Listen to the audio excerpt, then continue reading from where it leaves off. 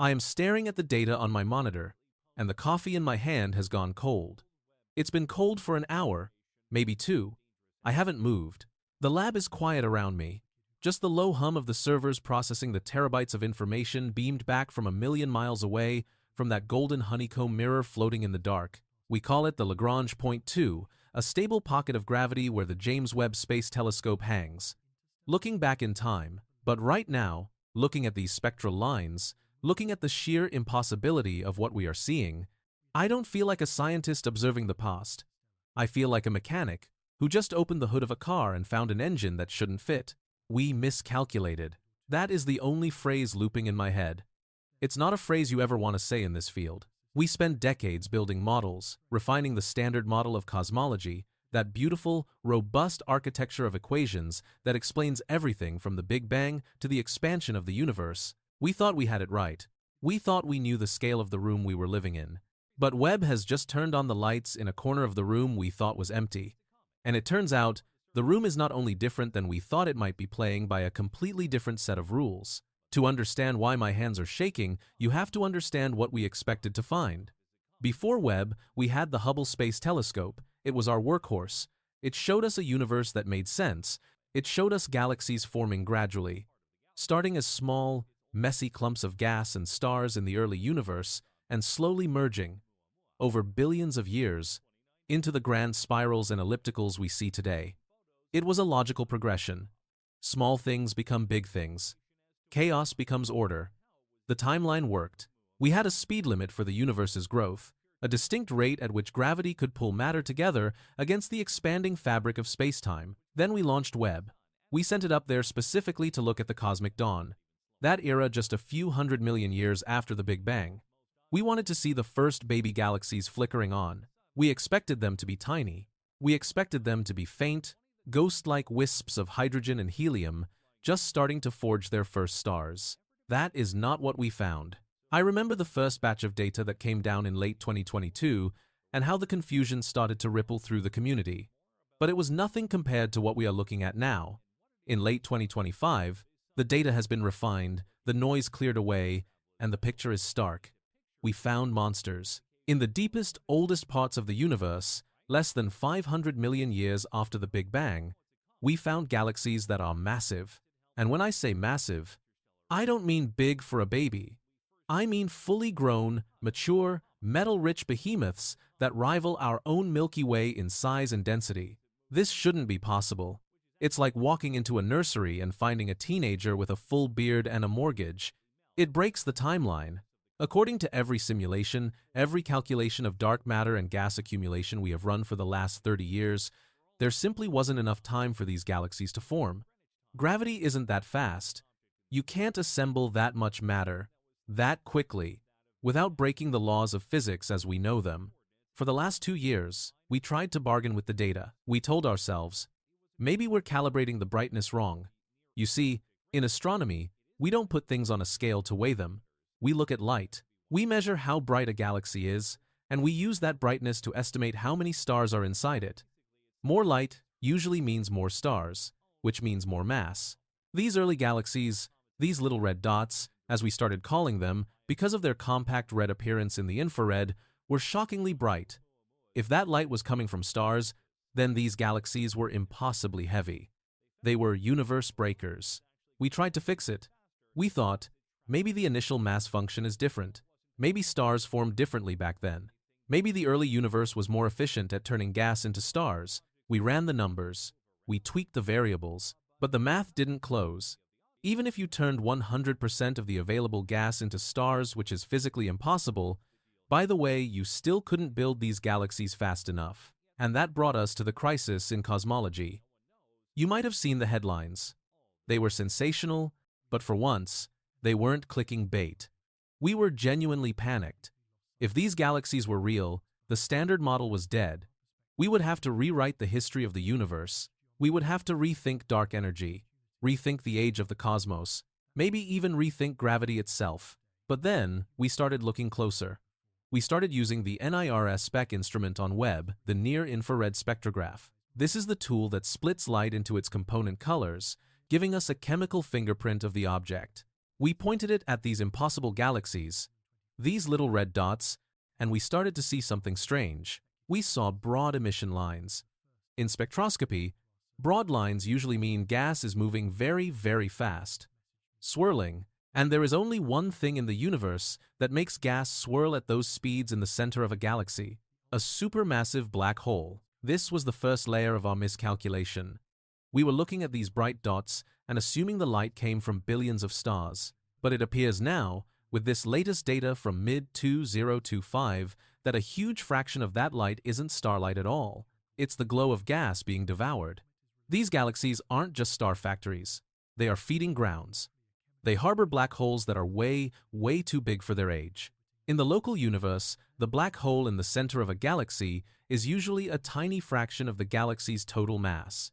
It's a pebble in the middle of a boulder, but in these early galaxies, the black holes are monstrous compared to their hosts. They are overeating, gorging on gas, and shining with the brilliance of a trillion stars. So, the good news is, the galaxies might not be as massive as we thought in terms of stellar mass. We don't have to throw out the standard model just yet. The stars aren't breaking the laws of physics. But the bad news? We have replaced one impossible problem with another. If the galaxies didn't grow that fast, how did the black holes? How do you make a black hole 1,000,000 times the mass of the sun when the universe is only a few ticks on the clock old? We used to think black holes formed from the collapse of the first stars, tiny seeds that grew slowly, but there isn't enough time for a seed to grow this big. It implies that these black holes didn't start as stars. They must have started as something else. Direct collapse. Giant clouds of gas that didn't bother forming stars, but just collapsed directly into a dark singularity. It changes everything about how we view the structure of the universe. We used to think galaxies came first, and black holes grew inside them. Now, it looks like the black holes might have been there from the start, acting as the anchors, the seeds around which the galaxy condensed. The monsters were there before the cradle was built. But that's only half the story of our miscalculation. The other half is even more unsettling, and it touches on the very size of the universe itself. We call it the Hubble tension. It's a polite academic term for a brawl that has been going on in our field for a decade. It boils down to a simple question: how fast is the universe expanding? If you measure the expansion rate by looking at the early universe, the cosmic microwave background, the afterglow of the Big Bang, you get one number. Let's call it 7 kilometers per second per megaparsec. It's a precise, beautiful prediction based on our best understanding of physics. But if you measure the expansion rate by looking at the local universe, measuring the distance to nearby stars and supernovae, the distance ladder method, you get a different number. You get 73 or 74. 67 is not 73. And the error bars don't overlap. For years, we hoped this was just a mistake. We blamed the Hubble Space Telescope. We said, maybe Hubble is looking through dust it can't see. Maybe it's confusing stars. We pinned our hopes on Webb. We said, when Webb launches, it will have sharper eyes. It will resolve the dust. It will fix the measurement, bringing the local number down to match the early number. Well, we have the Webb data now. We have looked at the Cepheid variables, the stars we use as mile markers in space. We looked at the tip of the red giant branch. We looked at carbon stars. We threw the kitchen sink at it. And the result? Hubble wasn't wrong. Webb confirmed the higher expansion rate. The local universe really is expanding faster than the early universe predicts it should. The tension is real. But here is the miscalculation twist that hit us this year. We assumed the error was in the measurement. We spent 10 years checking our rulers, cleaning our lenses, doubting our technicians. We obsessed over the instrumentation, but the instrument is fine. The reality is what's broken. The universe is expanding at 73 km, mex, mpc nearby, but the physics of the early universe says it should be 67. This means our model of the universe, the lambda CDM model, is missing something fundamental. We miscalculated the ingredients of the cosmos. Maybe there was a burst of early dark energy that kicked the expansion into high gear shortly after the Big Bang. Maybe dark matter interacts with itself in ways we didn't predict. Maybe gravity behaves differently on cosmic scales. We are now forced to admit that we don't just have a measurement problem, we have a reality problem. The universe is bigger and expanding faster than our physics says it should be. And it gets more personal for me when I look at the epoch of reionization. This is the time when the fog of neutral hydrogen in the universe cleared up, allowing light to travel freely. We used to think this was a gradual process, driven by the first uniform wave of galaxies. But the new maps we are building from web data show something chaotic. We see bubbles of clear space punching through the fog earlier than expected. These bubbles are huge, and they are centered on these impossible bright galaxies I mentioned earlier. The energy pouring out of these little red dots, the UV radiation from those overfed black holes, is ionizing the universe faster than we calculated. The architecture of the universe, the very Swiss cheese structure of matter and void, was carved out by these early monsters. So, where does that leave us? I sit here, looking at the screen, and I realize we are in a transition period. The history of science is full of these moments. We drew maps of the world, and then we found a continent that wasn't on them. We calculated the orbits of the planets, and then we found that Mercury was wobbling because space itself was curved. We are in that wobble right now. The little red dots are telling us that black holes are a fundamental, primary component of galaxy formation, not a byproduct. They are the engines that drove the early universe. They shaped the reionization. They heated the gas. They might be the reason galaxies exist at all. The Hubble tension is telling us that the vacuum of space is more complex than we thought. There is energy there, or a force, or a particle, that we haven't discovered yet, pushing the universe apart faster than it should. We miscalculated sounds like a failure. In engineering, it is. If you miscalculate a bridge, it collapses. But in science, a miscalculation is the greatest thing that can happen to you. It means you are about to learn something new. It means the door you thought was locked is actually just stuck, and if you push hard enough, it swings open to a whole new room. The universe is older in complexity, if not in years. It grew up faster.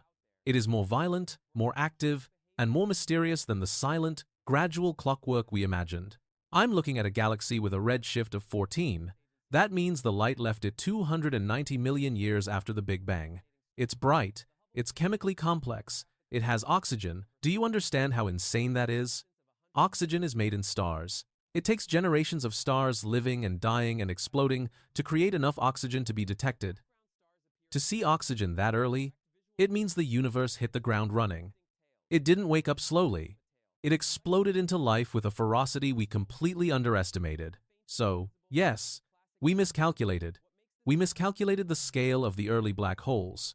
We miscalculated the complexity of the first galaxies. We miscalculated the expansion rate of the modern universe.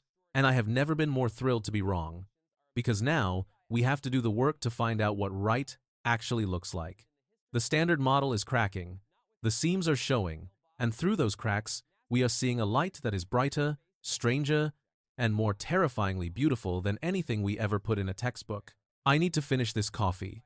We have a lot of work to do. There is a galaxy at redshift 16 that the team is arguing about. Some think it's a noise artifact. Some think it's a brown dwarf star in our own galaxy. But I'm looking at the spectrum, and I see the telltale dip of hydrogen absorption. I think it's real. And if it is real, then we have to push the clock back even further. We might have to push it back to the very edge of the beginning. It feels like we are rewriting Genesis, one pixel at a time. The public gets scared when scientists say, "We don't know." They want answers. They want certainty. But certainty is boring. Certainty is a dead end. We don't know is where the adventure starts. And right now, thanks to Webb, we know less than we did 5 years ago. We have more questions than answers. The map has more blank spots than it used to. That is the paradox of discovery. The more you see, the more you realize how blind you were. I keep going back to the black holes, the heavy seeds. If they collapse directly from gas, that solves the timing problem. But it requires conditions in the early universe, temperatures, densities, radiation fields that are extreme. It suggests the early universe was a harsh, radiant furnace, far more hostile than our models predicted. And the Hubble tension. Recent papers from the Chicago team suggested it might be resolved, that the numbers were converging, but then the SH0ES team came back with even tighter precision, reaffirming the gap. It's a tug of war, and frankly, the resolution feels too neat. The universe rarely does neat. It usually does messy and surprising. I'm betting on the tension being real. I'm betting on new physics. I'm looking at the timestamp on the latest exposure. It just finished processing. NGC something something. A field of stars in a galaxy millions of light years away. We are measuring the flicker of those stars to gauge the distance. It's tedious work. It's not as sexy as finding a monster black hole. But these flickers are the ruler we use to measure the cosmos. If this ruler is broken, everything is broken. But the ruler looks solid. The stars are behaving. Which brings us back to the uncomfortable truth. The universe is accelerating in a way we cannot explain. I have to draft a report on this. Implications of high redshift AGN, contribution to the UV luminosity function. Catchy title, right? It basically translates to, the bright things we thought were galaxies are actually hungry black holes, and they are messing up our census of the early universe. It's going to ruffle some feathers. People have spent their careers building models based on stellar mass. Telling them that half their mass is actually a black hole accretion disk is not going to make me popular at the next conference. But the spectra don't lie. The broad lines are there. The high ionization lines are there. The universe doesn't care about our careers or our tenure. It just is. I wonder what Hubble, the man, not the telescope, would think of this. He discovered the expansion. He realized the universe was getting bigger. He had no idea it was accelerating. He had no idea about dark energy. He definitely had no idea that we would one day be looking at galaxies that formed before the Earth even existed. He would probably be as confused as we are, and just as excited. The scale of the universe. It's not just a distance. It's a depth. It's a complexity. We thought the universe was a vast, empty ocean with a few islands of matter. Now we realize the ocean is teeming with life, or at least, the violent, energetic precursors to it right from the shore. We miscalculated. I'll say it again. And I'll wear it like a badge of honor. Because every miscalculation is a step closer to the truth. And the truth, as Webb is showing us, is far bigger than we ever dared to dream. I'm going to run the simulation again. This time, I'll add the heavy black hole seeds. I'll tweak the reionization parameter. Let's see if we can get the universe to look like the one on my screen. I doubt it will work on the first try. It never does, but that's the job. We are cosmic accountants, trying to balance the books of a reality that keeps hiding its assets. And right now, the books are a mess. A glorious, beautiful, terrifying mess